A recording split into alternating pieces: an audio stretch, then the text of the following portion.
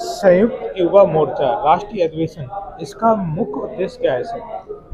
देश में बेरोजगारी के मुद्दे को अहम मुद्दा बनाने के लक्ष्य से संयुक्त युवा मोर्चा का गठन किया गया है, जिसमें अभी देश भर के 113 युवा संगठन एक साथ आए हुए हैं।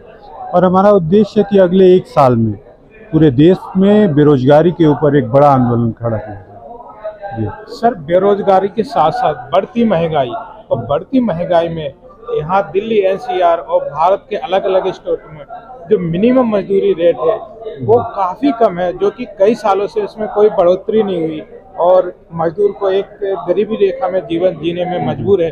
उस पर आपका क्या प्लान है सर? देखिए, कई सारे परेशानियां हैं और आप कहीं ना कहीं देखेंगे इन सब के पीछे महंगाई और सब में बेरोजगारी जो है सबसे बड़ी समस्या उभर के आ रही है। अब देश दुनिया का सबसे युवा देश है भारत, और युवा यहाँ देश में 65% आबादी युवाओं की है, और युवाओं की सबसे बड़ी समस्या क्या है? बेरोजगारी। इस बेरोजगारी को मुद्दा बनाने के लिए हम लोगों ने इस पूरे मोर्चे का निर्माण किया हुआ है। और पूरे योजना आज पूरी जो दिन की बैठक रही, आपने सुना भी होगा, तमाम समूह थे, तमाम बैंक यूनियंस थे, रेलवे यूनियन और तमाम पीएसयूज के यूनियन थे, जो आज एक साथ में आकर के संयुक्त युवा मोर्चा को समर्थन दिए हैं और सब एक साथ नारा लगाए हैं कि अगले एक साल भर में हम इस बेरोजगारी जैसे मुद्दे पे सबको बोलने के लिए विवश करें, चाहे कोई पॉलिटिकल पार्टी हो, बीजेपी हो, कांग्रेस हो या क्षेत्रीय पार्टियां हो, हर पार्टियां इस बेरोजगारी के मुद्दे से बच के कहीं नहीं जा सकती। सर, राजस्थान हो या बिहार, यूपी हो या दिल्ली, एमपी, हर स्टेट में लाखों सरकारी पद खाली पड़े हैं, उनमें भर्ती नहीं हो रही। तो उसमें आपने क्या विचार है? क्या आप लोगों ने सरकार को कुछ ज्ञापन या आवेदन नोटिस किया? ये एक तरीके से सरकार की निरंकुशता है, जो करोड़ों पद खाली पड़े हुए हैं और उस पर कोई एक्शन नहीं ले रही है। लोगों को लगता है, सरकार को लगता है कि बेरोजगारी मुद्दा नहीं है, और उनको ऐसा फील इस वजह से होता है कि उनके पास अलग अलग मुद्दे हैं। कहीं वो बड़ी आसानी से हिंदू मुस्लिम करके वोट पा सकते हैं, कहीं जातिगत बातें करके वोट पा सकते हैं, और यही एक बड़ा कारण है। उनको लगता है कि बेरोजगारी मुद्दा नहीं है और हम उसको मुद्दा बनाना चाहते हैं। सरकार अगर युवाओं के विषय में सोचेगी तो ये निश्चित रूप से जितनी समस्याएं हैं, चाहे किसी प्रदेश की, राजस्थान हुआ, यूपी हुआ, बिहार हुआ, सरकारें कोई भी हो, अगर युवाओं के बारे में अगर एक बार शुद्ध होगी तो ये जरूर भर्तियां लाएंगी, और उसी के लक्ष्य को लेकर के हम लोग ये पूरे आंदोलन को चला रहे हैं। सर, आपके हिसाब से क्या गांव के मजदूर को गांव में रोजगार दिया जा सकता है? बिल्कुल दिया जा सकता है। आप अगर ये परसेंट लोगों को दिया जा सकता है? मिनिमम वेज रेट क्या दे सकते हैं? जी, आज आप जो एक भरोसा का एक पर्चा सबको दिया गया, उस पर्चे में सॉल्यूशन लिखा गया है कि ये पूरी बेरोजगारी है, उसकी समस्या का समाधान क्या है। तो उसमें एक पॉइंट, ये इम्पोर्टेंट पॉइंट है कि जिसमें सभी वर्गों को, सभी वर्ग के लोगों को, या शहरी क्षेत्र के, ग्रामीण क्षेत्र को, उनको अपने क्षेत्र में, उनके आसपास, उनकी पंचायत में, उनके ग्राम के आसपास मिनिमम वेजेज पे उनको कैसे नौकरी दी जा सकती है, इसकी भी योजना है। और ये बड़ी आसानी से अगर सरकार इस रोजगार के अधिकार को मानती है कि इससे पीछे कानून बनाती है, तो जैसे नरेगा जैसा स्कीम आप देख ही रहे हैं जो चल रहा है, उसी का एक बड़ा स्वरूप है जिससे सबको रोजगार मिल सकता है। आप उस पर्चे को पढ़ेंगे तो आपको समझ में आएगा। ऐसा तो नहीं सर, आप रोजगार के नाम पे रेवड़ी मांग रहे हो सरकार से? कैसी रेवड़ी?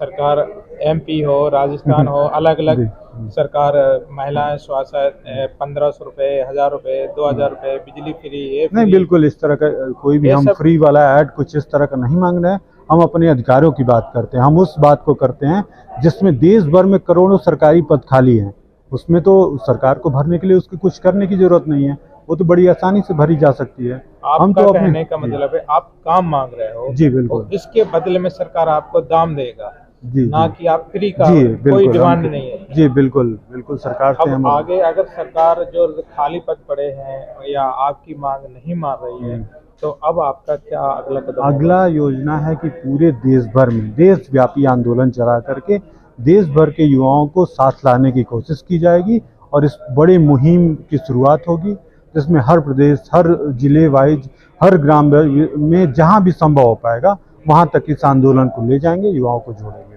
सर, जो आपका आंदोलन है बेरोजगारी, बेरोजगारी सिर्फ पढ़े लिखे लिए है या जो नहीं, मजदूर सबके लिए, है, जो मैंने उनके कहा लिए कि क्या प्लान है? मैंने कहा सबके लिए, मजदूरों के लिए जो क्या कम से कम मिनिमम वेजेज पे अपने गांव क्षेत्र में। अब आप देखिए, किसी को अगर बिहार के लोग होंगे, यूपी के लोग हैं, मैं यूपी से हूँ, और तमाम लोग मजदूरी करने गुजरात जाते हैं, तमिलनाडु जाते हैं, केरल जाते हैं। ऐसे लोगों को जो मिनिमम वेजेज पे नौकरी करते हैं, जाके वहाँ मजदूरी करते हैं, तो मिनिमम वेजेज पे जैसे नरेगा जैसी स्कीमें, अगर इस तरह की योजना अगर सरकार लाती है, रोजगार का अधिकार लाती है, तो उनके ग्रामीण क्षेत्र में उनको नौकरी मिल सकता है। और हम सबकी नौकरी की बात करते हैं, हम ये नहीं कहते कि आप बड़े स्केल का भाई डीएम बना दो, एसडीएम बना दो, इस तरह की नौकरी सबके लिए मांग नहीं करते, लेकिन जो उनका मिनिमम वेजेस पे जो नौकरियां दे सकते हैं उसकी बात करते हैं। आज और की डेट में कुछ महीनों से देखा जा रहा है कि यूपी हो या महाराष्ट्र हो, बड़े बड़े उद्योग गुजरात शिफ्ट हो रहे हैं। इसके पीछे क्या रीजन है?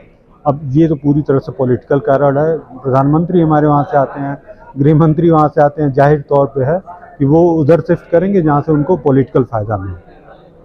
लेकिन एक मुखिया जो देश का होता है, क्या उसको ऐसा करना चाहिए? बिल्कुल नहीं करना चाहिए, वो तो गलत है, वो सबको दिख रहा है, हम युवाओं को भी दिख रहा है, और इसका जवाब हम लोग चुनाव में देंगे। सर, दिल्ली एनसीआर, इसमें हरियाणा आता है, यूपी आता है और दिल्ली आता है। तो यहाँ पर जो मिनिमम वेज रेट है और प्राइवेटेशन है और ठेकेदारी प्रथा है कि लोग मजदूर वर्ग, खासकर मजदूर वर्ग 8,000, 10,000, 11,000 में काम करने के लिए मजबूर है।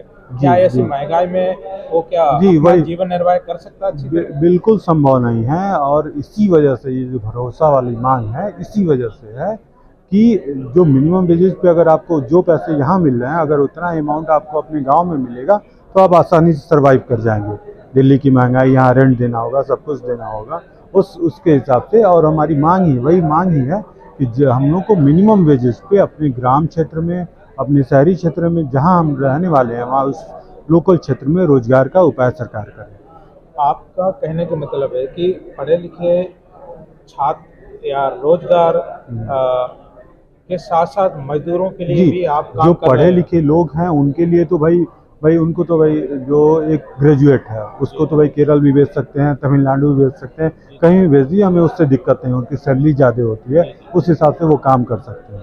हम दो बातें कहें, एक तो पहली बात हमने कहा कि सरकारी पदों को भरने वाली बात किया, जो शिक्षित वर्ग के लिए ही हमने बात किया। दूसरा, हम उन अनपढ़ या फिर उस तरह के लोग जो मिनिमम वेजेस पे काम करने को तैयार हैं, उनकी हम बात कर रहे हैं। तीसरी बात जो हम अब इस भरोसा के पॉइंट्स में करते हैं, वो कॉन्ट्रेक्चुअल लेबर की बात करते हैं। जैसे जो ऐसे सेक्टर जहां परमानेंट नेचर की नौकरियां हैं, वहां प्राइवेट और आउटसोर्सिंग के माध्यम से नौकरियां न दी जाए। चौथी बात इस भरोसा का पॉइंट है कि जो प्राइवेटाइजेशन हो रहा है, जिससे नौकरियां खत्म हो रही हैं, वो चीज़ें बंद हो। तो सर, आप हमारे दर्शकों को अपना एक बार नाम बताइए। जी, मेरा नाम गोविंद मिश्रा है और मैं युवा हल्ला संगठन का कार्यकारी अध्यक्ष हूँ। सर, गोविंद मिश्रा जी हैं, यूपी से आए। मजदूर से लेके पढ़े लिखे छात्रों से लेके बेरोजगार युवा या युवक, सबके लिए इनका प्लान है और अगला कदम इनका हल्ला बोल है। सरकार से रोजगार मांगने का है। मजदूर, जो गरीब मजदूर है, उसके लिए भी एक न्यूनतम मजदूरी और गांव में मनरेगा की तर्ज पे नौकरी की और रोजगार गारंटी की योजना बनाने का सरकार लक्ष्य है। धन्यवाद। ठीक है ना?